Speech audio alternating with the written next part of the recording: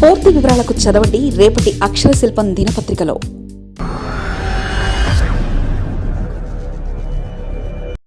తెలంగాణలో జిల్లాల పునర్విభజనకు బ్రేక్. దేశంలో జనాభా లెక్కల సేకరణ కేంద్రం సిద్ధం. జిల్లా, మున్సిపాలిటీ, మండలం హద్దులు మార్చకూడదని సర్క్యులర్. వచ్చేడాది మార్చి 31 వరకు ఆంక్షలు. 2027 మార్చి తర్వాతే జిల్లాల విభజన. తెలంగాణలో కొత్త జిల్లాలు ఏర్పాటు ప్రక్రియ తాత్కాలికంగా బ్రేక్ పడింది. జిల్లాల పునర్వ్యవస్థీకరణపై సీఎం రేవంత్ రెడ్డి తీసుకున్న నిర్ణయానికి కేంద్ర ప్రభుత్వం నిబంధనలు అడ్డంకిగా మారాయి. గత ప్రభుత్వం చేపట్టిన జిల్లాల విభజన అశాస్త్రీయంగా ఉందంటూ ప్రభుత్వ జిల్లాల మార్పులు చేర్పులకు సిద్ధమైంది. తాజాగా సాంకేతిక కారణాల వల్ల ఈ నిర్ణయం వాయిదా పడినట్లే తెలుస్తుంది. కాంగ్రెస్ ప్రభుత్వం అధికారంలోకి వచ్చిన తర్వాత జిల్లాల పునర్విభజనపై దృష్టి పెట్టింది. గత బీఆర్ఎస్ ప్రభుత్వం అశాస్త్రీయంగా జిల్లాల విభజన చేసిందని సీఎం రేవంత్ రెడ్డి అనేక సందర్భాల్లో ఆరోపించారు. దాన్ని సరిచేసేందుకు రిటైర్డ్ జడ్జి నేతృత్వంలో కమిషన్ వేసినట్లు ప్రకటించారు. కానీ కేంద్రం నుంచి వచ్చిన సర్క్యులర్ ఈ ప్రక్రియకు బ్రేక్ పడింది. వచ్చే ఏడాది మార్చి చివరి వరకు హద్దులు మారే అవకాశమే లేదు. కమిషన్ ఏర్పడిన అధ్యయనం వరకే పరిమితం. ప్రభుత్వం నిర్ణయం తీసుకోవడానికి వీలేదు. లీగల్ చిక్కుల్ని ఎదుర్కోక తప్పదు. గ్రామం మొదలు జిల్లా, మున్సిపల్ కార్పొరేషన్ వరకు సరిహద్దులను మార్చడం, కొత్త వాటిని క్రియేట్ చేయడం, పాత వాటిని రద్దు చేయడం లాంటివి మార్పులేవి చేయవద్దని ఆ సర్క్యులర్ స్పష్టం చేసింది. దేశవ్యాప్తంగా జనాభా లెక్కల సేకరణ చేయాలని కేంద్ర ప్రభుత్వం గత ఏడాది కేబినెట్లో చర్చించి నిర్ణయం తీసుకుంది. దానికి అనుగుణంగా అన్ని రాష్ట్రాలు, కేంద్రపాలిత ప్రాంతాలకు సెన్సస్ విభాగం రిజిస్టర్ జనరల్ మృత్యుంజయ్ కుమార్ నారాయణ్ గత ఏడాది జూన్ 20న సర్క్యులర్ పంపారు. ఏ రాష్ట్రమైనా గ్రామం మొదలు జిల్లా, మున్సిపాలిటీ, మున్సిపల్ కార్పొరేషన్ వరకు హద్దులను మార్చాలన్నా, భౌగోళికంగా అవసరమైన మార్పులు చేయాలనుకున్నా డిసెంబర్ 31, 2025 నాటికే పూర్తి చేయాలని స్పష్టం చేశారు. ఆ తర్వాత ఎలాంటి మార్పులు చేయడానికి వీల్లేదని నొక్కి వక్కానించారు. అప్పటి వరకు చేసిన మార్పులన్నింటినీ పూర్తి వివరాలతో తెలియజేయాలని స్పష్టం చేశారు.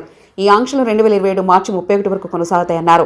దీని ప్రకారం వచ్చే మరో ఏడాదికి పైగా తెలంగాణలో జిల్లాల మార్పు ఉండదని స్పష్టమవుతుంది. జిల్లాల పునర్విభజన ప్రక్రియపై సీఎం రేవంత్ రెడ్డి సోమవారం చేసిన కామెంట్తో కన్ఫ్యూజన్ నెలకొంది.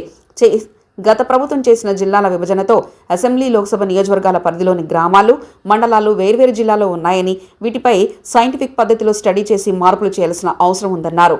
అసెంబ్లీ వేదికగా చర్చించి అన్ని పార్టీల అభిప్రాయాలను పరిగణలోకి తీసుకున్న తర్వాతే ప్రభుత్వం నిర్ణయం తీసుకుంటుందన్నారు. కానీ సెన్సస్ రిజిస్టర్ జనరల్ గత ఏడాది జారీ చేసిన సర్క్యులర్ వచ్చే ఏప్రిల్లోగా సరిహద్దుల మార్పు సాధ్యం కాకపోవడంతో ఇప్పట్లో అసెంబ్లీలో చర్చించడానికి ఇబ్బందులు వచ్చినట్లయింది.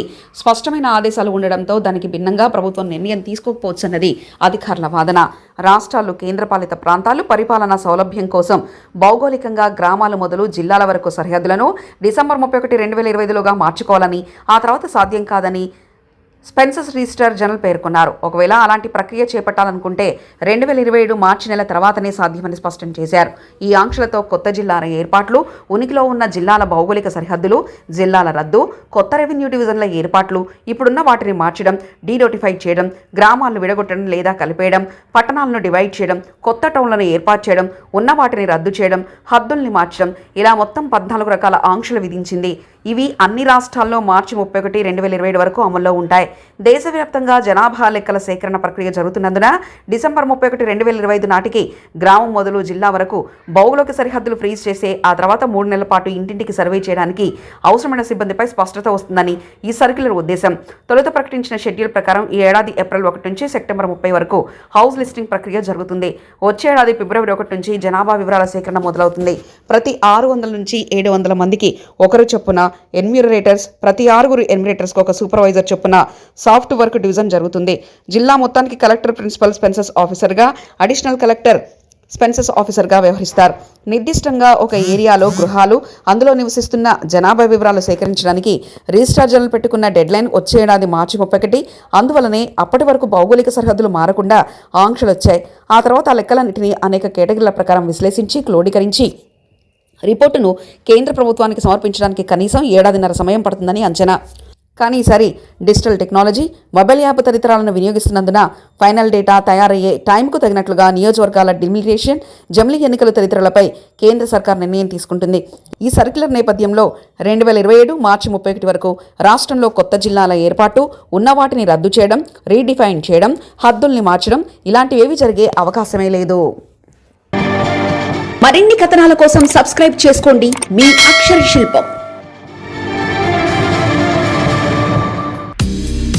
పూర్తి వివరాలకు చదవండి రేపటి అక్షర శిల్పం దినపత్రికలో.